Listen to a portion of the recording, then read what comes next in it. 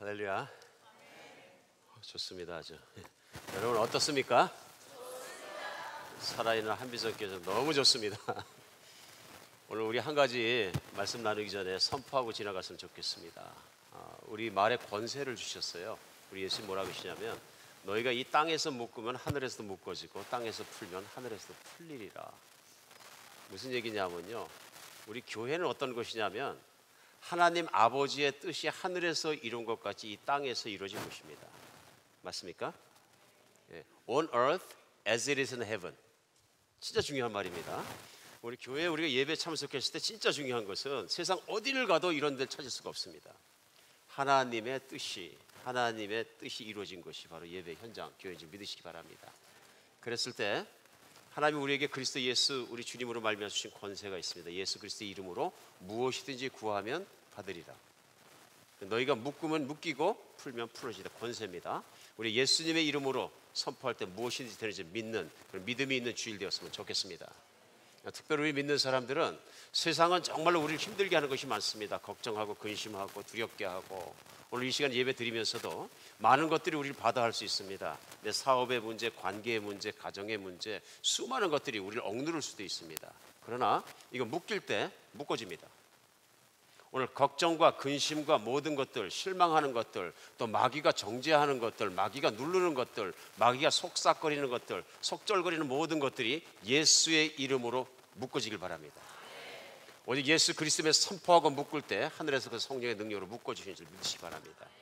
나의 몸을 아프게 하는 육신의 연약한 것들이 묶임받고 떠나갈지어다, 없어질지어다, 예수 그리스도의 이름으로 나음받을지어다. 하나님이 고쳐주실 줄 믿습니다. 내 가정을 묶고 있고 내 사업을 묶고 있는 두렵게 하는 모든 것들, 나를 막히게 하는 것들, 하나님 의심 내게 하는 것들 모두 이 시간 묶임을 받고 떠나갈지어다, 없어질지어다. 우리 하나님께서 우리에게 다시 평안함을 주실 줄 믿습니다. 오늘 저녁에 예수님께서 분명히 이 땅에 재림하시면 내가 지금 걱정하고 근심하고 붙잡혀 있고 문제 있는 것 중에 해결 안 될 것이 무엇이 있습니까? 없습니까? 그럼 됐습니다. 페이먼도 문제가 없습니까? 네, 문제가 없습니다. 우리 주님이 오시면 아무 문제가 없습니다. 우리 주님 말씀하셨어요. 하루의 고난은 그날로 족하니라. 우리 주님을 의지하고 하루하루 살아가면서 오늘 하루 승리할 수 있는 여러분과 제가 됐으면 좋겠습니다. 오늘 우리 하나님 주신 말씀도 우리 가슴에 그렇게 떨어지길 바랍니다. 오늘 드리는 예배가 마치 이 땅에서 마지막 드리는 예배처럼, 내 마지막 듣는 말씀처럼 그렇게 마음에 떨어져서 그 말씀이 우리 안에 살아서 역동하고 우리 생각을 바꾸고 마음을 바꾸고 삶을 뒤집어 바꾸시는 하나님의 은혜가 있기를 간절히 바랍니다. 오늘 본문 말씀은 로마서 13장 1절로 7절까지 말씀이었습니다. 오늘 제가 다시 한번 읽어드리겠습니다. 각 사람 위에 있는 권세들에게 복종하라. 권세는 하나님으로부터 나지 않은 것이 아님이 없나니 모든 권세는 다 하나님께서 정하신 바라.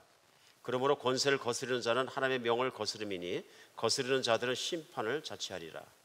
다스리는 자들은 선한 일에 대하여 두려움이 되지 않고 악한 일에 대하여 되나니 내가 권세를 두려워하지 아니하려느냐. 선을 행하라. 그리하면 그에게 칭찬을 받으리라. 그는 하나님의 사역자가 되어 내게 선을 베푸는 자니라. 그러나 내가 악을 행하거든 두려워하라. 그가 공연히 칼을 가지지 아니하였으니 곧 하나님의 사역자가 되어 악을 행하는 자에게 진노하심을 따라 보응하는 자니라. 그러므로 복종하지 아니할 수 없으니 진노 때문에 할 것이 아니라 양심을 따라 할 것이라. 너희가 조세를 바치는 것도 이로 말미암음이라. 그들이 하나님의 일꾼이 되어 바로 이 일에 항상 힘쓰느니라. 모든 자에게 줄 것을 주되 조세를 받을 자에게는 조세를 바치고 관세를 받을 자에게는 관세를 바치고 두려워할 자를 두려워하며 존경할 자를 존경하라. 아멘. 며칠 전에 제가 뉴스를 보다가 인터넷 뉴스를 찾아보는데 그 동영상 나와 있는 게 하나 있어서 이렇게 관심이 있어 틀다가 제가 뉴스를 보다가 이렇게 통곡하게 또 처음입니다. 정말 방에 혼자 있었기 다행이지 그냥 주체할 수 없는 눈물이 흘러내리는데 정말 어떤 그 감정을 컨트롤할 수 없을 만큼 마음이 슬프고 하나님께 울다가 기도했던 기억이 납니다. 그 내용이 뭐냐 하면은 그 ISIS라 그래서 그 Islamic State of Iraq and Syria, 그 시리아에서 시작해서 이슬람 나라를 무력으로 이 땅에 이루어야 된다는 그런 사람들이 수천 수만 명이 일어나서 무기를 가지고 또 장갑 중장갑차를 갖다 가지고 이라크 북쪽을 갖다가 쇄도해 들어갔습니다. 수많은 마을들이 그들의 손에 떨어졌고요. 그들이 선포하는 건 이겁니다. 이슬람 교도가 되든지 알라를 믿는 자가 되든지 아니면 죽어라. 그래서 이렇게 가는 곳마다 어떻게 하냐면요, 자기 이슬람 믿는 사람이 아니면 개종을 시킵니다. 근데 개종을 하겠다 그러더라도 그들이 가지고 긴 칼로 목을 잘라버립니다. 심지어는 오스트레일리아 사는 백인인데 아이시스의 어떤 단원이라고 들어간 자가 한다는 짓이 자기 10살이나 된 아이에게 그 기독교인들 같은데요, 목이 잘라진 목을 들고 사진 찍게 하고 자기도 목두개를 들고 사진 찍는 이 처참한 모습이 지금 현재 지구 반대편에서 일어나고 있습니다. 제가 통곡하게 됐던 건 그런 것보다는, 그러니까 거기에서 기독교인이나 비이슬람인들이 급하게 도망을 나왔는데요, 물 한 병 들지 못하고 도망을 나와서 빈손으로 수만 명이 그런 사람들이 산속에 들어가 있는데 온도는 100도가 넘고 먹을 물도 없고 그래서 얼마나 불쌍합니까? 미국에서 그래도 수송기를 보내서 물도 떨어뜨려주고 다 떨어뜨려주는 그런 역사를 우리 같이 보았습니다. 그런데 네, 마이크 안 됩니까? 네, 그런데 그 와중에서 미국에서 좋은 일도 했지만 이제 헬리콥터가 들어가서 수만 명 산속에 있는 사람 구하기 시작하는데 몇 명 구하지 못합니다. 제가 본 동영상에서는 기자가 따라다서 헬리콥터에서 찍었는데요, 서로 먼저 털려는 사람들이 막 몰려드는데요, 빠져나오면 사는 것이니까 그 중에 부모들이 쫓아와서 어린아이들을 헬리콥터에 던집니다. 애라도 살리기 위해서. 한 10살이나 먹은 소녀가 헬리콥터를 탔는데 너무너무 놀라가지고 얼굴이 완전히 그냥 공포에 떨어진 얼굴의 모습인데 그 아이 아버지를 붙잡으려고 하는데 아버지가 돌아서서 가는 거예요. 아버지는 남자고 거기 탈 자격이 없다고 생각하니까 어린아이와 여자들을 태우고 아버지가 돌아서 갑니다. 이 아이가 그 아버지를 보면서 공포에 떨던 얼굴이 우는데요, 저는 그런 얼굴을 처음 봤습니다. 어떤 배우도 그런 얼굴을 만들지 못합니다. 공포와 놀라움과 자기 가족, 자기 아버지를 잃어버린 그것 때문에 애가 울기 시작하는데요, 떨림과 울음 속에 한준의 그 표정 속에서 통곡이 나오는 거죠. 세상에 무엇이, 어떤 악이 이들을 이렇게 만들었는가. 기독교인이라는 이유 하나만으로, 신이 다른 신을 믿는다는 이유 하나만으로 이렇게 잔인하게 사람들을 죽이고 이렇게 가정을 찢어놓을 수 있는가. 통분하지 않을 수 없는 거죠. 카메라맨이 헬리콥터에 탄 사람들, 여자와 아이들을 둘렀는데 그 공포의 얼굴들이 이를 말할 수가 없습니다. 우리 안전하다고 생각하고 편안하게 생각하고 좋다고 살아가는 시간에 지금 반대편에 있는 기독교인들이 겪고 있는 현실입니다. 따져보면 그들뿐만이 아니고요, 우리 나이지리아에 있는 보코하람이라는 그 이슬람 반교도들은 무기를 가지고 여학교를 침투해가지고 티네이저 여학생들을 수백 명 붙잡아다가 노예로 팔아버리고 죽이고 자기를 마음대로 하는 참혹한 일이 벌어지고 있는, 이슬람이 아니란 이유만으로 해갖고 인간을 인간으로 보지 않고 동물 이하로 보는 그러한 것들이 보코하람에도 일어납니다. 오늘도 지구 반대편에서는 이스라엘은 하마스라는 반군들에 의해서 계속적으로 또 그렇게 싸우고 있습니다. 보코하람이나 하마스나 아이시스나 똑같은 공통점이 있습니다. 공통점이 뭐냐면요, 이 세상에 총과 칼을 가지고 무력으로라도 이슬람의 나라를, 이슬람 스테이트를 세워야 된다는 것입니다. 그들이 부르짖는 건 뭐냐면요, 미국을 이슬람으로 점령하고 백악관에 이슬람기를 꽂아야 된다는 것입니다. 그리고 세계를 이슬람 스테이트를 만들어야 된다는 것이 이들의 뜻입니다. 세계는 전쟁 중입니다. 무시무시한 전쟁 중입니다. 정말 악이 가득한 것을 볼 수 있습니다. 그러니까 그들이 들어가는 데마다, 반군과 폭도들이 들어가는 데마다 무정부 상태가 되어버립니다. 무정부 상태가 되니까 법이 따로 없고요, 자기들이 내키는 대로 막 하는 겁니다. 이슬람법에 따라서 하는데 그것도 아니고요, 내키는 대로 인명살상하는 것을 파리 죽이는 것처럼 하는 것입니다. 똑같은 문제가, 비슷한 문제가 우리 여러분과 제가 사는 미국 땅에서 일어납니다. 우리 오늘까지도 미저리주는 지금 비상사태를 선언하고 힘들어하는 게 뭐냐면요, 우리가 아는 것처럼 퍼거슨시에서 한 흑인 청소년이 경찰의 총에 맞아 죽었는데 그 일로 말미암아서 우리 많은 동네 사람들이랑 흑인들이 폭동을 일으켰고, 뭐 법으로 하지 않는 데모는 폭동이죠. 제가 볼 때는 일으켰고, 오늘 아침에도 보니까 그 중에 일부가 상점들에 뛰어들어가서 루팅하기 시작하는 거예요. 도적질을 하고 부시고 무법지대가 이루어지기 시작하는 거예요. 경찰이 막으면 되지 않느냐 그랬는데 경찰이 초기에 너무 과잉 진압했다 그래서 문제가 되니까 경찰이 이제 쳐다보고 서 있는 겁니다. 이런 상태가 되니까 그 아내가 무법지대로 변하고 그 주는 비상사태를 선포하지 않을 수가 없는 상태에 이르렀다. 하나님은 세상이 무정부 상태가 되는 것을 좋아하지 않으십니다. 기뻐하지 않으십니다. 하나님은 세상이 무질서와 혼돈에 빠지는 것을 기뻐하지 않으십니다.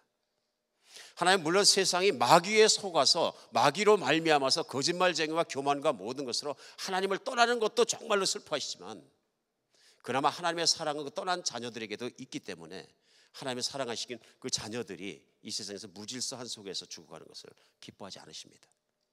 성경은 하나님께서 악인들이 죽는 것도 내가 기뻐하지 않는다고 말씀하십니다. 그러면 하나님 보시기에 세상에 이렇게 무정부 상태가 되는 것을 하나님은 무지무지하게 슬퍼하시고 분노하십니다. 오늘 본문은 그런 하나님의 말씀을 사도 바울을 통해서 또 하나님의 심정을 잘 우리에게 전달해 주고 있습니다. 우리 주일마다 만나서 하나님의 말씀 로마서를 앞에 놓고 우리 그 말씀을 통해서 우리가 어떻게 살아야 또 어떤 인생이 세상에서 복받은 인생인가를 우리 배우고 있습니다. 그리고 그런 인생을 되기 위해서 우리 늘 노력하는 삶을 사는 줄로 믿습니다. 우리 로마서에서 우리가 배우는 건 뭐냐? 사도 바울은 로마에 있는 교인들에게 편지하면서 제일 먼저 복음을 바로 알라, 복음을 바로 믿으라, 복음의 사람이 되라. 그리고 그 복음이 뭐냐면 죄인된 우리를 구하러 오신 예수 그리스도 그분께서 나의 죄악된 본질을 십자가에 못 박아 죽으시고 우리를 위해 피 흘려 죽으셨으므로 그 예수님의 죽음을 나의 죽음으로 받아들이고 내가 자아를 십자가에 못 박고 옛사람을 십자가에 못 박고 그리스도와 함께 죽은 자는 예수님의 부활과 함께 부활한 자가 되어서 하나님의 자녀가 된다. 그것입니다. 그러므로 우리가 하나님의 자녀가 되고 성령으로 받고 인치진 사람이 된 사람은 이제 더 이상은 세상 사람 같이 살지 않는다. 그러면서 우리가 로마서 12장서부터는 그렇게 거듭난 사람, 그렇게 하나님의 자녀가 된 사람들은 이렇게 살아야 한다 하는 것이 삶의 태도와 방식들이 12장부터 오늘까지 오는 것입니다. 그래서 최소한 12장 시작하면서 첫 번째 그리스도인이 살아야 될 것은 뭐냐면 하나님과 나의 관계가 바로 살아야 된다. 그러면서 그렇게 예수님으로 말하여 구원받은 사람은 너희의 몸을 하나님을 위한 산 제물로 드려라. 이것이 너희가 드릴 영적 예배니라. 그러니까 그리스도인에게 인생을 살면서 가장 중요한 센터에 있는 밸류는 무엇이냐 하면요, 하나님은 나를 위해서 목숨을 바쳐 사랑하시고 그 아들을 보내서 구원해 주셨으므로 나는 이제부터 내 뜻대로 살지 않고 하나님 뜻대로 삽니다. 내 뜻대로 사는 사람이 없다. 그리스도인이라 그러면서 나는 전적으로 온몸을 온 인생을 헌신하지는 않았습니다. 그리스도인이 아닌 겁니다. 예수 십자가를 체험하지 못하고 거듭나지 못한 그리스도인은 그리스도인이 아닌 것이다. 왜냐하면 하나님의 뜻대로 살 수가 없기 때문에.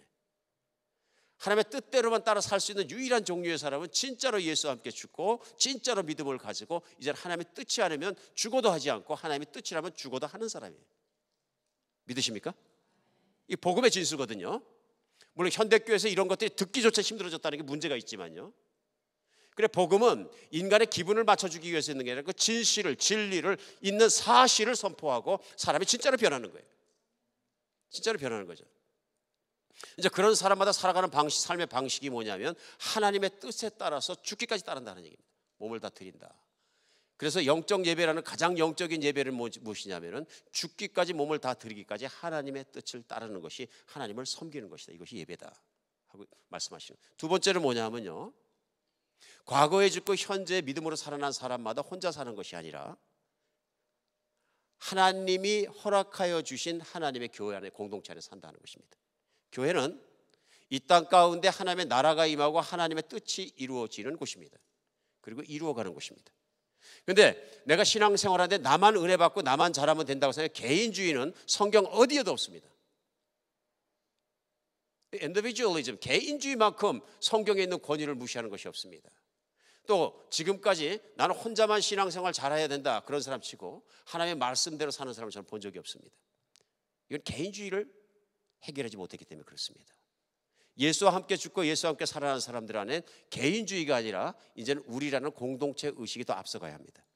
그 공동체를 바로 세워주는 첫 번째가 뭐냐면요, 나 자신보다 공동체를 더 존중하고 공동체 안에 있는 내 형제와 자매들을 그렇게 존귀히 생각하고 거짓말하지 않고 진실하게 섬긴다는 거예요. 우리 사랑의 진실성과 우리 충실성, 또 그 충성들이 우리 교회를 세워가야 한다. 그래서 교우 관계는 진실하고 거짓말하지 않고 교우를 진실로 존귀히 생각해야 된다. 우리 같이 나눴습니다. 그러니까 하나님과의 관계, 교우들과의 관계, 그 다음은 뭐냐면 세상에 있는 이웃들과의 관계입니다. 그리고 우리 지난주까지 배운 게 뭐냐면 이웃을 사랑하되 악을 악으로 갚지 마라. 세상은 악이 가득한 곳입니다. 그러니까 악을 악으로 갚는 하나는 절대로 이웃을 사랑할 수가 없습니다. 악함에도 불구하고 악을 악으로 갚지 말고 악을 선으로 이겨라. 이것이 우리 그리스도인들이 세상을 사랑하는 방식입니다. 악한 일을 당하겠지만 그 악한 일을 그리스도인들은 선으로 대갚아줘라. 나에게 사기치는 사람도 있고 나를 힘들게 하는 사람도 있고 나를 진짜로 아프게 하는 사람도 있고 나를 비방하는 사람도 있고 거짓말로 나를 몰아붙이는 사람도 있겠지만 악을 악으로 갚지 말아라. 이것이 하나님의 뜻입니다. 오늘은 거기에서 한 단계 더 나가서 그리스도인은 살아가면서 국가와 어떤 관계로 살아갈 것이냐 하는 것이 말씀의 핵심입니다. 그래서 그리스도인은 하나님 나라에 소속된 대로 하나님의 자녀가 되었고 교회 공동체에 소속된 천국의 시민이 되었습니다. 그런데 육신 가운데 이 땅에 살아가는 동안에 현실적으로 그리스도인도 어떤 나라에 소속되어 있는 국민입니다. 맞죠? 우리 중에는 미국 국민이 있고 시민권자가 있고 물론 한국 시민권자가 있는데요. 어쨌든 간에 중요한 건 뭐냐면 미국에 우리가 영주하며 살 때에는 미국 법의 적용을 받는 미국에 살고 있는 한 사람이 되니까 미국에 소속이 된다는 얘기입니다. 나는 한국 사람이니까 미국 법 안 지켜 그러면 당장 잡혀가죠. 그렇죠? 이율 배반적일 수가 없는 거죠. 내가 미국에서 살고 미국에서 생업을 하고 미국에서 모든 걸 하면 한국 국민이라 하더라도 나는 미국 사는 사람이고 미국에 대한 모든 책임을 가지고 있는 사람인 거죠. 이와 같이 우리가 어디 사느냐 어디 시민권자에 따라서 우리는 그 나라에 소속되어집니다. 하나님 나라에 소속되어지는 것뿐만 아니라 육신적으로 세상에 있는 나라에 소속되어진다는 얘기입니다. 그리스도인이라고 해서 이걸 무시하면 어떻게 됩니까? 불법을 행하는 자가 되고 감옥에 들어가게 된다 이런 얘기입니다. 그러면 그 국가와 그리스도인은 어떤 관계를 맺고 어떻게 살아야 되느냐 하는 관계 설정을 해야 되는데요. 오늘 본문은 그것을 가르쳐 줍니다. 제일 먼저 어떻게 하라 그럽니까? 위에 있는 권세에 복종하라. 오늘 1절에는요. 각 사람은 위에 있는 권세에 복종하라 이렇게 시작합니다. 그러니까 우리 기독교인들도 하나님 말씀을 보면서 분명히 가슴에 오늘 새게 되는 것은 뭐냐면요. 권세는 우리가 복종하도록 주신 것이다. 오늘 여기에 뭐 다른 말씀 안 쓰고 단어를 아주 크게 하겠습니다. 복종. 이제 간혹 반발감이 심한 분들이 복종이라는 단어를 싫어하십니다. 복종이라는 단어를. 근데 사실은 하나님 안에 들어온 사람은 이 복종이란 단어가 몸에 익어야 됩니다. 그러니까 하나님의 사람과 하나님의 사람이 아닌 차이가 큰 차이가 뭐냐면요. 이 복종심과 관계가 있습니다. 개인주의가 심해지면 심해질수록 자기가 교만해지면 교만해질수록 권세에 복종하지 못합니다. 오늘 하나님 말씀은 위에 있는 권세에 복종하라 그러십니다. 근데 이게 복종할 만한 사람에게 복종하라 그러셔서 이제 그럴 때가 많은데요. 취사 선택적으로 복종하고 싶어지는 마음이 있는 겁니다. 그러나 오늘 본문은 뭐라 하면요? 위에 있는 권세에는 복종하랍니다. 그런데 특별히 이 말씀이 언제냐 하면요. 유대인들에게는 힘들었던 게 뭐냐면은 유대인은 로마로부터 압제를 받고 있는 그런 시기에 있었습니다.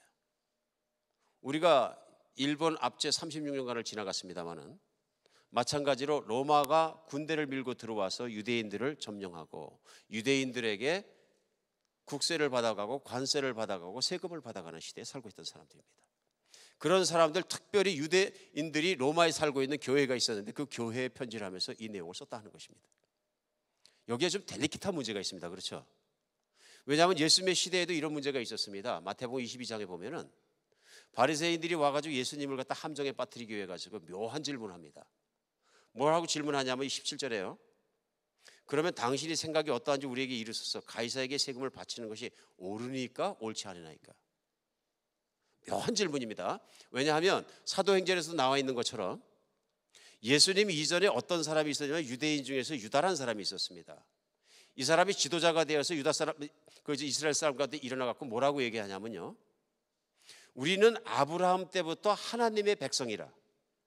하나님의 백성이 무력으로 로마 군대가 왔다고 해서 로마 황제에게 그를 왕으로 삼고 세금을 바치는 것은 마땅하지 않다. 애국심이 없는 것이다. 그러므로 세금을 내지 말자. 그리고 로마의 권위에도 순복하지 말자. 그래가지고 세금 내지 않는 운동을 일으켜왔고요. 수천 명이 막 따릅니다. 그러면서 로마의 입장에서 볼 때는 나라에 반역한 자니까 유다를 잡아 죽여야 되는데 그가 계속 그렇게 반역 운동을 하다가, 그러니까 유대인들을 볼 때 무슨 운동입니까? 애국자 독립운동하고 있는 거죠 지금. 맞습니까? 굉장히 델리키트합니다. 그러다 결국은 로마군에 의해서 몰살됩니다. 유다도 죽고요. 이 일이 있고 난 이후에 바리새인이 와서 예수님을 붙잡기 위해서 그걸 쓰는 겁니다.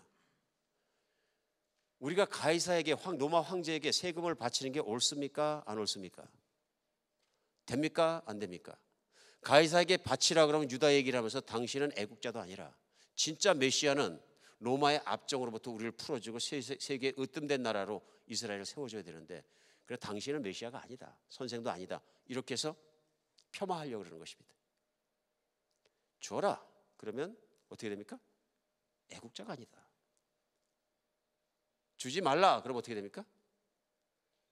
로마 실정법을 위반한 자이고 유다와 똑같은 자이니까 잡아서 죽여야 된다. 로마 법정에 가서 신고하려고 그러는 것입니다. 예수님이 그걸 아셨습니다. 그럼 뭐라고, 우리가 아는 것처럼 뭐라고 답변하셨어요? 19절에서 21절까지입니다.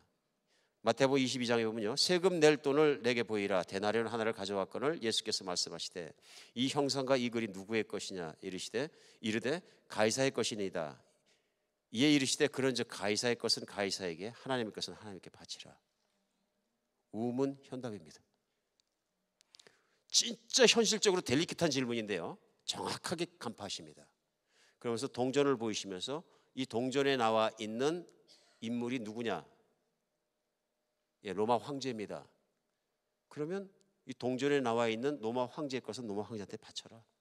관세와 조세를 바쳐라. 그리고 하나님의 성전에 들게 성전세는 하나님께 바쳐야 될 것은 하나님께 바쳐라. 무슨 말씀입니까? 세상에 있는 권위와 권세들도 하나님이 세우신다는 얘기예요. 그러므로 그 권세에 대해서 그렇게 싸우지 말고 바칠 것을 바쳐라.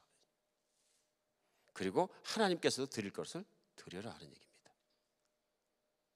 우리 예수님 그러셨기 때문에 스스로 본을 보이신 게 뭐냐면 빌라도 법정에 가서 말도 안 되는 심판을 받으시면서도 순종하셨어요. 그래 말씀하셨어요. 아버지께서 내게 권세를 주셨으면 내가 나를 이렇게 할 수가 없느니라. 그래서 모든 권세가 아버지께로부터, 하나님으로부터 내려온 것을 갖다 인정하셨어요. 빌라도가 무섭거나 빌라도 때문에, 아니면 로마 때문에 순종하신 것이 아니라 권세가 아버지께서 주셨다는 것으로 말미암아 순종하시는 것을 볼 수 있습니다. 그래서 오늘 본문뿐만 아니라 성경은 복종하라 하는 명령이 많이 나옵니다. 복종하라. 제일 먼저 하나님과 예수 그리스도께, 하나님께 복종하라, 말씀에 복종하라는 수도 없이 나옵니다. 복종하는 자가 복이 있다. 그런데 많은 사람들이 이 복종이란 단어를 별로 달갑게 생각하지 않습니다.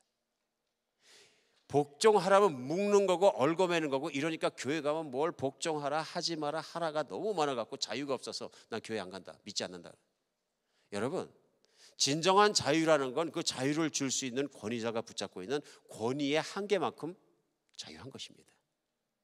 내가 아무리 자유하다고 선포하지만 자기 자신을 묶고 있는 다른 것들이 있고요, 진짜로 문제가 있는 건 뭐냐면 나 자신입니다. 그렇죠? 근데 하나님께 복종하고 하나님께 모든 걸 드렸을 때 하나님의 터 안에서 나는 자유해지는 것입니다. 인간의 자유라는 것은 권위자가 주는 권세 안에 있는 것입니다. 이거를 갖다 내 자유라고 생각해서 내가 뒤집어지기 시작할 때 자유가 아니라 그건 나를 더 속박하기 시작하는 것입니다. 세상도 마찬가지입니다. 내가 최대한의 자유를 느끼기 위해서 정신적인 육체적인 만끽감을 가지기 위해서 마약을 하기 시작했어요. 마약을 하기 시작했어요. 그럼 뭐라면 세상에 있는 실정법을 어겼기 때문에 내 자유는 더 작아지고 들어갈 곳은 사방 여섯 자 감방에는 들어갈 곳이 없는 거예요. 자유가 기가 막히게 제한되는 거예요. 맞습니까? 우리가 잘못 생각하기 때문에 복종이라는 단어를 갖다가 아주 부담스럽게 느낄 때가 너무나 많아요. 근데 성경에서는 하나님과 우리의 관계만 복종이라는 단어를 쓰시는 게 아니고요, 가정에도 쓰십니다. 우리가 잘 아는 것처럼 아내들도 범사에 그 남편에게 복종할지니라.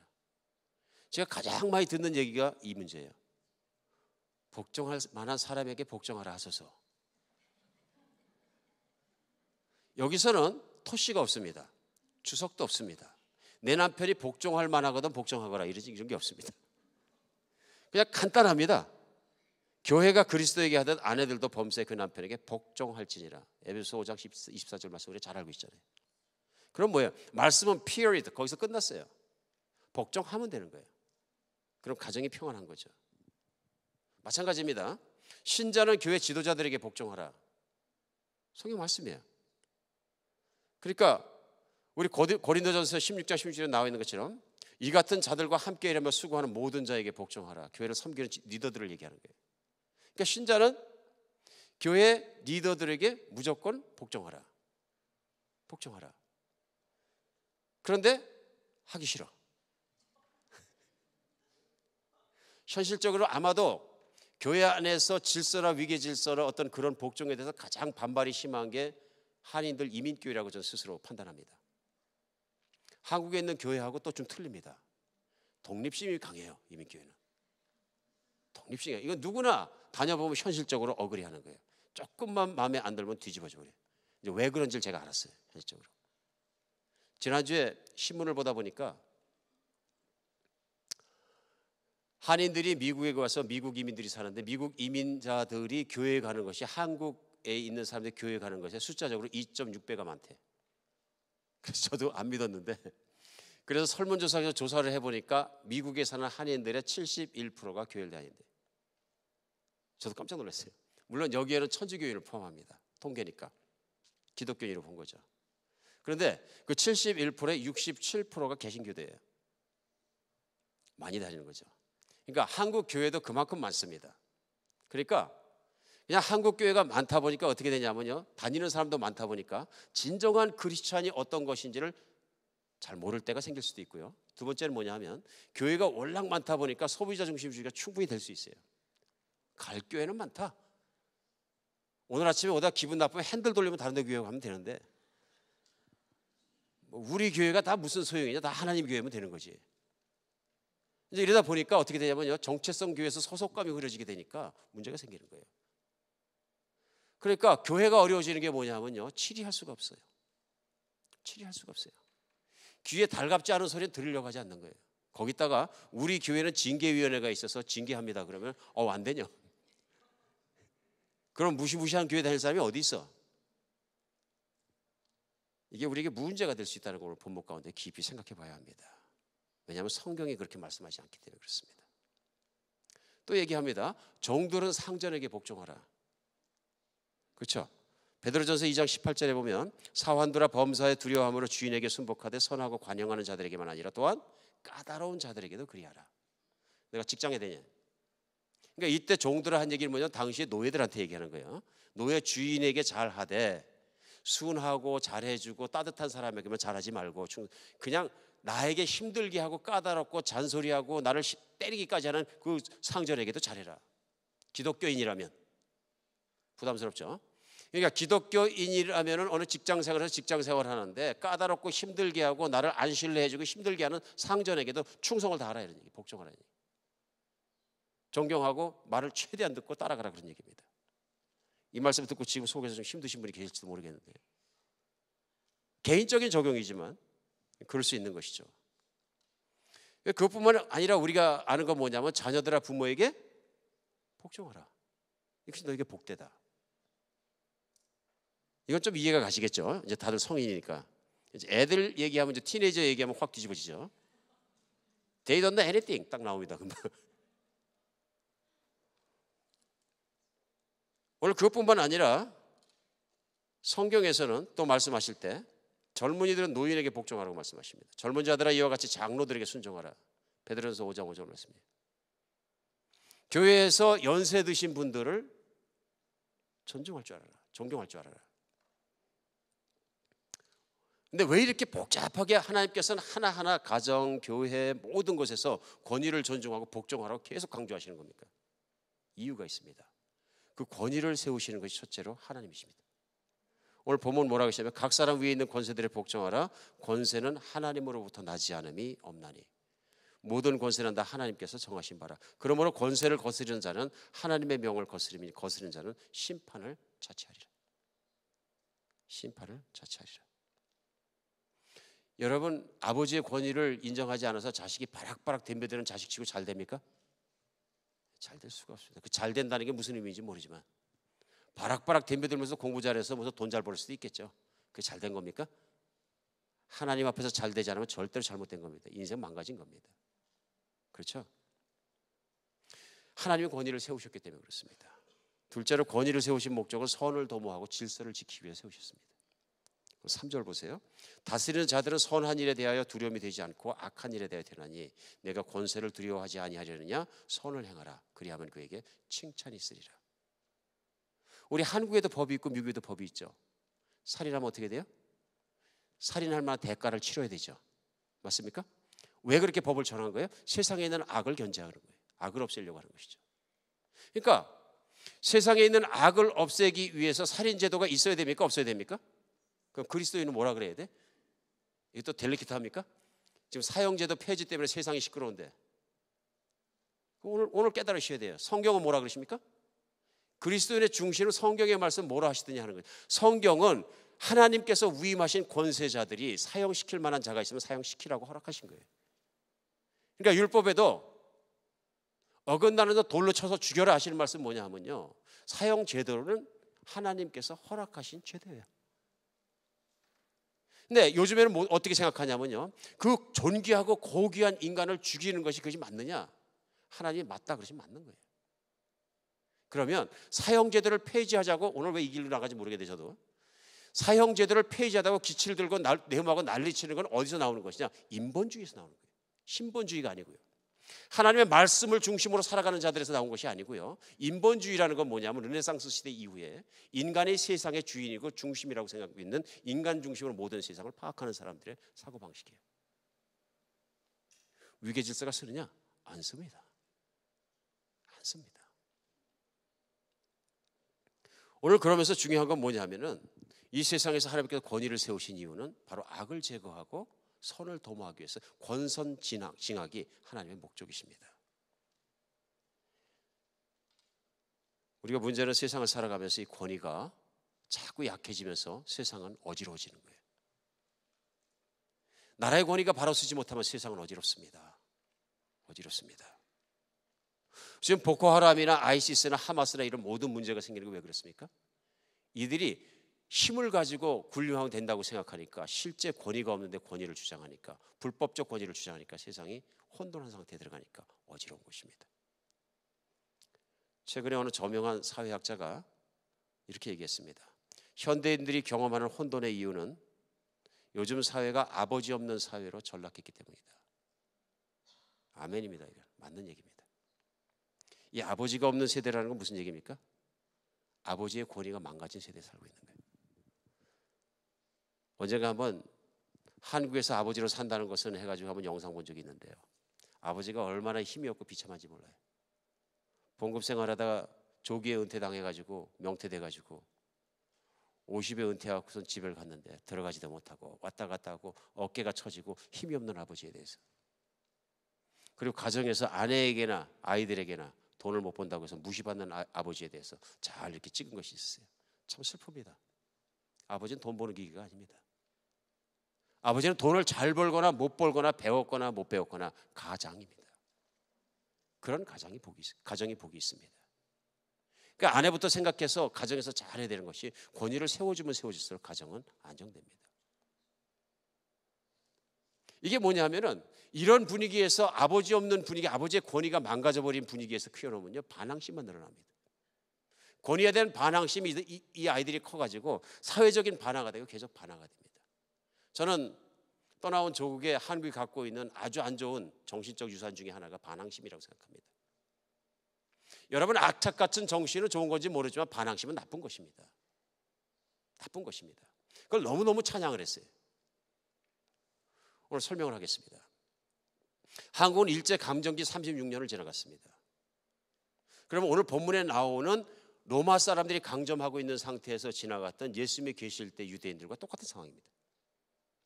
그럼 한국이 일제시대에 어떤 생각을 가졌냐면요, 주재소에 가서 주재소에다 돌 던졌고 유리창을 깨면 애국자, 그런데 순사 말을 잘 들으면 배반자. 만약에 일제 강점기에 일본의 세금을 열심히 돈 벌었고 잘 내면은 매국노, 그 세금을 어떻게든지 띄어먹어서 애국 활동을 열심히 하면 애국자. 그러니까 일본 사람의 말을 잘 들면은 매국노, 애국. 그 다음에 어떻게든 일본 사람들의 말을 안 들으면 애국자. 여기 문제가 있습니다. 오늘 애국자관을 가지고 계시다가 또 제 말씀 이렇게 전하면서 목사가 이상한 말 한다는 게 길지 모르는데, 반항심을 갖는 건 좋은 것이 아닙니다.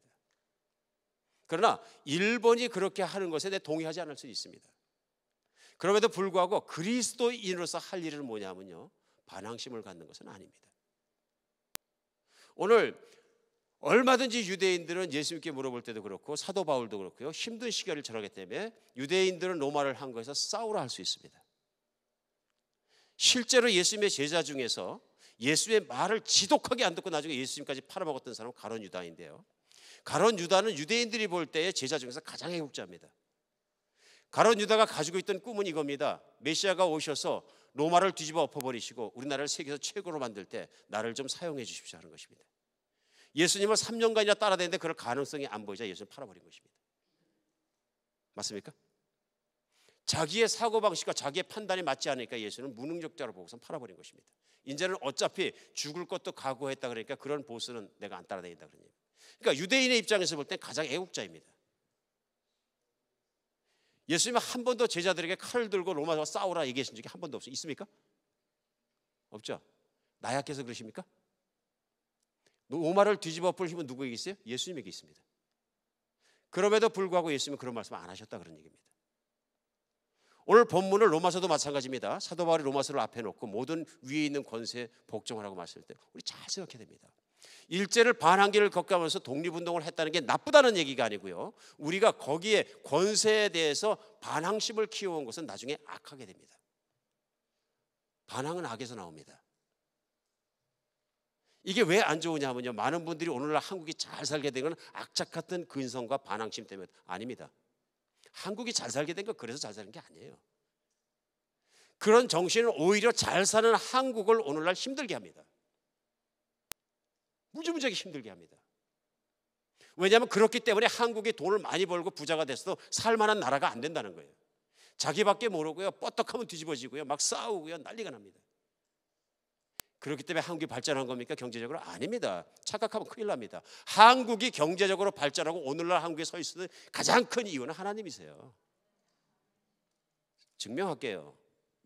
반항심 많은 국민이 있어서 그런 게 아니고요, 100년 전에 선교사님들이 한국에 조선반도에 들어가기 전까지 한국 국민이 어떤 사람들이냐면요, 노세 젊어서 노세 전부 투전판했다 술했다가 떨어지고 난리가 나고, 그래서 선교사들이 쓴 내용이 있어요. 이 나라는 희망이 없는 나라입니다. 무지하고 고집 세고 화 잘 내고 자기밖에 모르고, 하나님이 이 나라를 도와주시고 이 나라에 빛을 비춰주시옵소서. 그 선교사들이 그런 조선 사람들을 바꾸기 위해서, 고집스러운 조선을 바꾸기 위해서 학교 세우고 가르치고 새로운 정신을 불어넣고 믿음을 불어넣으니까 그때 배운 사람들이 국가의 지도자가 되고 눈이 열리게 되고 교육이 일어나게 되고, 그 교육의 여파로, 그 모든 정신의 여파로 한국이 지금 부자가 된 거죠. 맞습니까? 반항 정신과 악착같이 한 건 베트남 사람도 그렇고 어디도 그렇고 다 그래요. 식민지 생활하는 사람, 특별히 우리보다 식민지 생활 오래 했던 사람들은 아프리카에 있는 사람들이에요. 아프리카에 있는 사람들 반항 정신이 강하니까 오늘 남은 게 뭐예요? 그 반항 정신 가지고 나라가 세웠으면 따라가야 되는데 그 나라 뻗떡하면 뒤집어 버려요. 뭐가 안 맞고 세력이 좋아서 또 뒤집어 버리고, 그러니까 후진국을 면하지 못하는 거죠. 믿으십니까? 한국을 지켜내고 한국을 이뤄낸 것은 기독교의 정신과 믿음과 그에 들어가서 그 리더들의 교육 정신과 모든 것이 현재 한국을 이루고 복을 받게 한 것이지, 그 불과 3, 40년 동안 얘기입니다. 오늘 우리에게 중요한 것은 뭐냐면요, 물론 오늘 이것이 한국을 제가 질타하는 것이 핵심은 아니라고 저도 합니다. 우리 그리스도인들은 권위에 복종해야 합니다. 권위에 복종해야 합니다. 교회에서도 어른들 대화하고 그분들의 지혜를 소중히 생각해야 합니다. 우리 젊을 때는 거의 그렇습니다. 뭐 그냥 어른들 말 잘 안 들으려고 그럽니다. 저도 젊을 때가 있을 때 이해합니다. 저도 확실히 나이 먹어가는 것 같아요. 대통령을 했던 분들이 공통적으로 하시는 얘기가 있습니다. 무슨 얘기냐면 이제 대통령도 일 잘해볼 만하니까 퇴임할 때가 됐다. 옛 어른들도 마찬가지예요. 뭐라 그러시냐면요, 죽기 직전에 철든 소리 몇 마디 하고 죽는 게 인생인 것 같다. 인생을 60년, 70년, 80년, 90년 살아보니까 이제 좀 철이 들어가지고 맞는 소리 한마디 해볼 만한데 이제는 나이가 다 됐다. 그러니까 연세 드신 분들 말씀을 귀 기울여 드려야 됩니다. 젊을 땐 이게 안 들리는 거예요. 저 자신이 안 들렸기 때문에 솔직하게 그렇습니다. 젊을 때 세상을 다 뒤집고 다 뜰 것 같아요. 나만 정의로운 것 같고요. 그러니까 누가 얘기하잖아요. 대학 때 아니고 젊을 때 사회운동 안 하고 사회주의 운동 안 하면 똑똑하지 못한 사람이고, 중년이 넘고 나이 들어서까지 그 짓 하면은 정신이 나간 사람이다. 이해하시겠습니까? 다 살고 나서 보니까 다 헛되고 헛되니 헛되고 헛되다 전도서 한 줄맛도 못한 것이었다. 왜 그런 겁니까? 인간의 지혜는 한계가 있기 때문에 권위에 순복하고 하나님께 순복하고 사는 것만도 못했다 하는 얘기입니다. 최근 교회가 죄에 대한 경고가 사라지고 권징이 사라졌기 때문에 교회가 힘들다고 많이 얘기합니다. 교회 권위가 없어졌으니까 권징을 못합니다. 왜 못하냐면요, 권징하면 교회를 떠나버립니다. 그 교회가 아니라도 대일교회 많다 이렇게 되니까 악착같이 머리 숙이고 다니면서 배우려는 것이 아니고 불편하면 떠나버립니다. 캘리포니아에 철저하게 권징을 갖다 앞세우는 교회가 하나 있습니다. 존 메가더 목사님, 유명한 복음주의 목사님인데요. 그 목사님이 심호하시는 그레이스 커뮤니티 교회가 처음부터 그렇습니다. 처음에는 많이 나갔겠죠. 근데 계속 시행하니까 요즘 사람이 더 많아졌대요. 좋아한대. 그래 교회에 대해서 비방하거나 잘못하면 권징위원회에 딱 걸려가지고 가서 객관적으로 권징위원 몇 명이 검증해보고 그가 거짓말했거나 잘못하면 권위에 불순종하면 딱 잘라버리는 거예요.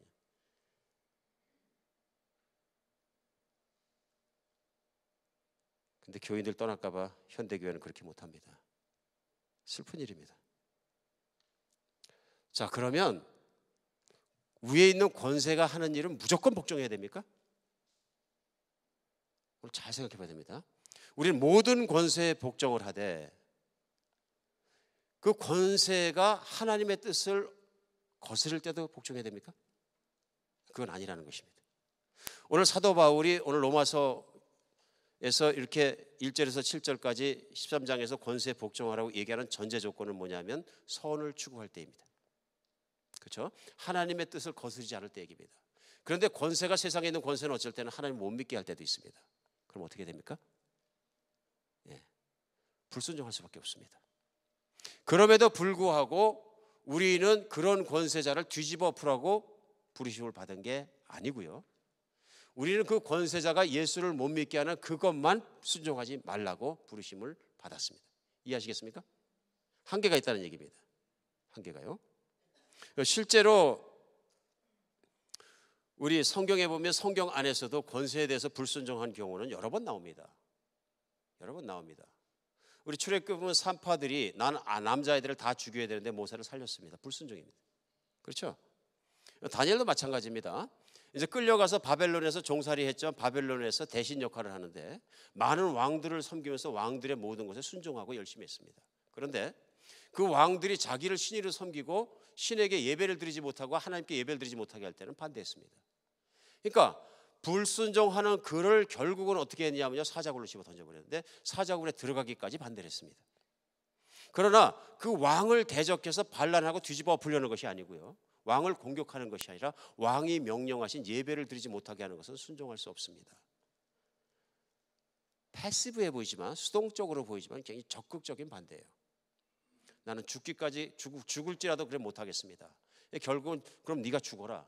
그래 끓는 가마솥에도 집어넣고 사자굴로 집어넣는데 그걸 당하는 거예요. 그러나 하나님은 그것을 이기게 하셨다는 얘기입니다. 엘리야도 마찬가지입니다. 그 당시에 아합이라는 왕이 있었지만 그 왕이 하나님을 섬기지 않고 우상을 섬기라고 할 때는 그렇게 할 수 없으니까 순종하지 않는 것입니다. 그 다음에 나온 예후도 마찬가지입니다. 예후는 하나님 명령에 따라서 아합 정권을 타도해버렸습니다. 사도들은 마찬가지로 철저하게 법에 순종했지만 하나님을 전하지 못하게 하고 예수 그리스도의 복음을 전하지 못하게 하는 그것에 대해서는 반대했습니다. 얼마까지요? 죽기까지요. 십자가에 거꾸로 매달릴 때까지, 목이 잘릴 때까지, 물에 빠져 죽일 때까지, 화형식을 당할 때까지, 동물의 밥이 될 때까지 불순종했습니다. 하나님의 법과 부딪혔을 때는 우리 기독교인들은 하나님의 법을 따라야 됩니다. 하나님의 법을 따르는 과정에서 현재 있는 권세자에게 부딪혔을 때는 우리가 그 현재 있는 권세자와 그 법을 가지고 누리는 것으로 우리가 피해를 당할 수밖에 없습니다. 그러나 우리는 항상 상위의 법, 하나님의 법을 따라갑니다. 그렇다고 해서 우리가 하위에 있는 법이라 그래서 나라에 있는 법을 뒤집어 엎으라는 것은 아닙니다. 저는 선거철마다 기독교 있는 목사님들이 여러 번 모이셔가지고 기독당 만들어서 대통령 세우겠다고 막 그러시면 신앙인의 한 명으로, 목회자의 한 명으로, 또 강단에서 가르쳐야 되는 사람의 한 사람으로서 통탄합니다. 또 많은 큰 교회 있는 목사님들이 이렇게 나셨을 때 성경을 깊이 읽어보시길 간절히 바랍니다. 우리 예수님의 뜻은 나가서 정권을 붙잡고 흔들라는 얘기 아닙니다. 정치와 신앙은 분리돼야 합니다. 종교와 정치는 분리돼야 합니다. 예수님 가시는 지난 2000년 동안 신앙적으로 가장 역사상 어두웠던 시기가 중세시대입니다. 근데 그 중세시대가 어떤 시대냐면 천주교가 교황권이 강해져서 세상에 있는 모든 왕들의 목을 붙였다 띄었다 합니다. 심지어는 교황의 말을 듣지 않았던 한 왕은 자기의 왕위를 계속하기 위해서는 한겨울에 그 추운 데 3일 동안을 무릎 꿇고 교황 앞에서 건물 밖에서 자기가 사죄를 하고야 왕을 계속할 수가 있었습니다. 그래서 중세에는 천주교회가 가장 부자이고 가장 권력이 많고 세상 가장 센 곳이었습니다. 영적으로 가장 어두운 시기였습니다. 하나님의 나라를 세워가는 방식은 세상의 나라를 뒤집어 엎는 것이 아닙니다. 예수 그리스도에 순종하고 복종하는 사람들의 나라를, 그 교회를 세워가는 데 있는 것입니다. 그러나 우리가 세상 사는 동안은 그런 권위에 순종했으면 좋겠습니다. 오늘 두 번째, 우리가 권세에 순종할 뿐 아니라 복종할 뿐 아니라 두 번째 우리가 분명히 배워야 되는 건 양심에 따라서 정직하게 나라를 섬겨야 합니다. 5절부터는 그 구체적인 예를 드는 게 뭐냐면 복종하지 아니할 수 없으니 진노할 때 할 것이 아니라 양심을 따라해라. 특별히 우리 신앙인들의 양심은 어떤 양심이냐면 그냥 양심이 아니라 신앙 양심입니다. 하나님 보시기에 부끄럽지 않게 해라, 그런 얘기입니다. 그래서 조세 바치는 것도 이런 말미암음이라 너희가 하나님의 일꾼이 되어 바로 이 일에 항상 힘쓰니라. 모든 자에게 줄 것을 줄 때 조세 받을 자에게 조세를 바치고 권세 받을 자에게 관세를 바치고 두려워할 자를 두려워하며 존경할 자를 존경하라. 세상을 살면서 그리스도인이 법을 가장 잘 지키는 사람이 되어야 합니다. 왜냐하면 법보다 강한 게 뭐냐면 양심이거든요. 그러니까 오늘은 세금에 대해서만 얘기하는 것이에요. 예를 들면 세금, 가장 민감하기 때문에 그렇습니다. 여러분, 우리가 일상을 살아가면서 우리에게 가장 민감하게 반응하게 하는 게 뭡니까? 돈입니다. 예수님도 이걸 아셨습니다. 그래서 어떤 사람을 볼 때 그 사람의 마음의 진심을 알려거든 그가 돈을 어떻게 다루는가를 보면 안다 그러셨어요. 사람의 마음이 가는 곳에 돈도 가느니라, 돈이 가는 곳에 마음도 가느니라 말씀하시는 거예요. 그러니까 그의 재정을 하나님의 방식에 따라 쓰면 그 사람은 하나님의 사람이고, 그 재정을 하나님의 방식이 아니라 세상의 방식에 따라 살고 있으면 그 사람은 세상 사람이다, 그런 얘기입니다. 그 사람이 돈을 섬기는 자냐 하나님을 섬기지 않는 것은 그 돈을 가면서 보는 것을 알 수 있다 하는 얘기입니다. 오늘 그 대표적으로 보이는 게 뭐냐면 우리들의 조세 태도입니다. 세금을 어떻게 내고 있느냐. 오늘 성도님들에게는 모든 사람들이 좀 껄끄러운 얘기이기 때문에, 좀 민감한 얘기이기 때문에 그렇습니다만 성경 말씀 그대로 선포된다고 믿습니다. 세금 철저하게 잘 내야 합니다. 무엇에 따라서? 양심에 따라서요. 신앙 양심에 따라서요. 그러니까 미국에서도 보면 세금을 신고하는 것이 신앙 양심에 따라서 하게 돼 있습니다. 자진 납부하게 돼 있습니다. 그렇죠? 그러니까 자진 납부해라. 근데 자진 납부하는데 솔직하게 해라. 여기서 속이면 세상을 속인 거라, 세상의 권위를 속인 거 아니라 하나님을 속인 것이라. 우리 신앙인에게 이게 문제가 됩니다. 그렇게 살았으면 좋겠습니다. 우리가 다. 한국에서 대학을 졸업하는 학생들이 가장 가고 싶어하는 기업 중에 하나가 이랜드라는 회사인데요. 이 옷을 만드는 이 회사가 처음에 시작할 때보다 박성수 사장님은 한국 사랑의 교회에 출석하시는 것 같은데, 이 소위 루게릭병 그 근무력증이 걸려가지고 5년간을 스트러글링하면서 젊은 시절에 학교도 못 가고 자기 하나님께 사업해야 될 비전을 받고 사업하게 됐을 때 제가 세금을 정직하게 내겠습니다. 헌신하고 했대요. 그러면서 그 박성성 사장이 성공하고 나서 하는 얘기가 이겁니다. 공무원들이 가장 무서워하는 사람은 정직한 사람입니다. 공무원들이 와서 어깨에 힘주면서 고압적인 자세로 나가다가도 정직한 사람 앞에서 꼼짝 못합니다. 맞습니까? 한국에서 사업을 할 때 봉투 안 들고 사업하면 부자가 될 수 없다. 이건 내놓은 상식입니다. 그 와중에 그리스도인은 정직하게 살 수 있다. 그런 얘기입니다. 공무원들이 목에 힘주고 거들먹거리는 건 왜 그러냐면요. 우리 중에 공무원 출신이 계시면 제가 죄송합니다. 본인은 안 그랬을지 믿습니다. 특히 세무공무원이 기업 들어가면 아무래도 목에 힘들죠. 수없이 받는데 하고 계실 때 아주 킹입니다. 킹. 절절매니까요. 말 한마디에. 사장서부터 해서 몽땅 절절매니까. 근데 그래 절절매는 이유가 박성수 회장이 얘기하면 왜 그러냐면 정직하지 못하기 때문에 그렇다. 정직한 회사에 가면 공무원이 꼼짝 못한다 그러는 거예요. 그렇죠? 그렇게 사는 여러분과 제가 되었으면 좋겠습니다. 한국 사람으로 힘든 것은 뭐냐면 지금도 미즈러리에 비상사태가 나고 폭력사태가 납니다만 1992년도 4월 달에 참 한국인으로서는 아픈 일을 겪었습니다. LA 폭동사고 났을 때 한국인들이 하시는 그 모든 사업장에 들어가서 막 훔쳐내고 난리가 나서 총으로 지켜도 안 되고 뭐로 지켜도 안 되니까 많은 피해를 받습니다. 그 일이 끝나고 나서 정부에서 피해를 입은 사람마다 보상하겠다고 발표를 했는데 우리 보상을 못 받았어요. 많은 분들이. 왜 그렇습니까? 세금을 베이스로 보상해 주니까. 자기 실제로 버는 돈을 손해본 거하고 다른 거예요. 어필해도 소용없는 거예요. 세금을 안 내서 그렇습니다. 세금을 기준으로 살았으면 좋겠습니다. 아틀란타에 와갖고 제가 가장 힘들게 생각하는 게 있습니다. 그게 뭐냐 하면 어느 분이 말씀하시는 것처럼 아틀란타 한인촌은 패자부활전이다. 좋은 뜻입니다. 파자티브하게. 다른 주에서 사업이 망했거나 가정이 깨졌거나 힘들거나 아픔이 있거나 그러면은 다시 한번 살아가기 위해서 새 도시를 살 때 아틀란타로 온다 그 얘기를 합니다. Make sense. 아틀란타에 원래 한인들이 이렇게 많지 않았거든요. 그렇죠? 10몇 년만 해도 많은 동네가 아니었어요. 그러면 희망과 가능성을 보고 왔다는 건 좋은 일입니다. 그런데 많은 사람들이 얘기합니다. 사기꾼도 그만큼 많이 온 것 같습니다. 미 전국에 있는 한인 사기꾼은 아틀란타에 다 몰린 것 같습니다. 이게 왜 그런 거예요? 비즈니스를 사고 팔면서 사기를 많이 당했다는 얘기예요. 그 사기라는 게 제가 신방되면서 곰곰이 보면 뭐냐면 매상을 속였다는 얘기예요. 가장 티피컬하게 많은 게 그거예요. 비즈니스를 사는데 이만큼 남는다 그러는데 해보니까 안 된다 그런 얘기예요. 그렇죠? 근데 이런 일이 왜 생기는 겁니까? 예, 내가 어리석기 때문에 생기는 거예요. 그러니까 성경도 뭐라 그러시냐면요. 세상에 악한 세대가 살아갈 때는 어떤 일이 생기냐면은 우리 디모데후서 3장 13절에 보면요. 악한 사람들과 속이는 자들은 더욱 악화해져서 속이기도 하고 속기도 한다. 그러니까 이 말씀대로 하면 내가 속는 일은 내가 악하기 때문에 그런 거예요. 내 안에 욕심이 있기 때문에 그런 거예요. 악한 욕심이. 성경적으로만 얘기하면요. 여러분 양심을 제가 공격하는 건 아닙니다.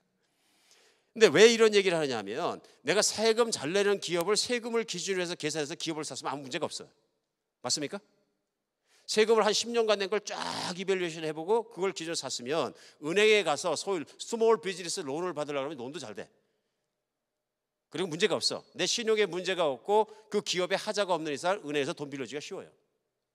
근데 기업을 가서 살려 그러는데 세상에 세금대로 그 버는 대로 세금 내는 기업이 어디 있습니까? 이게 통념으로 통해 버리니까 속기도 하고 속이기도 하는 게 반복되는 거예요. 이게 이거하고 똑같습니다. 좀 지저분한 얘기입니다만은 군에 훈련소를 가면은 자기의 장비나 의복이나 모자를 잃어버리면 난리가 납니다. 반 죽습니다. 구할 데도 없고 훈련비. 그러니까 군대 가보면 화장실이 쫙 있는데요. 쉬는 시간에 뛰어가서 무슨 일이 생기냐면 훈련 받다 보니까 자기 모자가 없어졌어. 그럼 어떻게 한다고요? 남 잘 앉아가지고 정말 서늘한 곳에서 쉬고 있는데 가서 화장실을 콱 열고 모자 채우고 도망가는 거예요. 그러면 이 친구 뭐 옷을 벗었으니까 따라갈 수도 없고. 그리고 그 모자 하나 잃어버린 게 온 영내를 뺑뺑 도는 거예요. 이제 나도 잃어버렸으니까 또 가서 또 훔쳐오고요. 도둑놈을 계속 회전시키는 거예요. 뭐 그렇지는 않겠습니다만 그런 부메랑이 그런 악함이 계속 반복되는 것이지 않는가 싶습니다. 나도 속았으니까 나도 팔 때 속여야 되겠다. 세금을 기준으로 산 형제들, 미국 기업을 산 형제들 아무 문제가 없어요. 신방하면서 보니까 뒤탈이 없어요. 많은 형제들이 얘기하는 뭐냐, 목사님 세금 보고한 대로 샀더니 그해 장사해 보니까 훨씬 더 남아요. 그러는 거예요.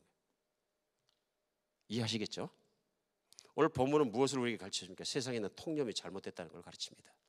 우리의 삶의 방식이 잘못됐다는 걸 분명히 가르쳐 줍니다. 신앙 양심을 따라서 정직하게 살 수 있는 여러분과 제가 됐으면 좋겠습니다. 많이 가지려고 하는 것보다 주께서 주신 정직한 것을 벌어서 내가 자족하며 사는 것이 훨씬 맞습니다. 맞죠? 세무서원이 나에게 붙었을 때도 불법을 행하지 않으므로 내가 편하게 사는 것이 맞습니다. 선행을 행하고자 불법을 행하지 마시기 바랍니다. 저는 아틀란타 와서 제일 먼저 들었던 얘기가 뭐냐, 교회에서 영주권 해달라는 얘기예요.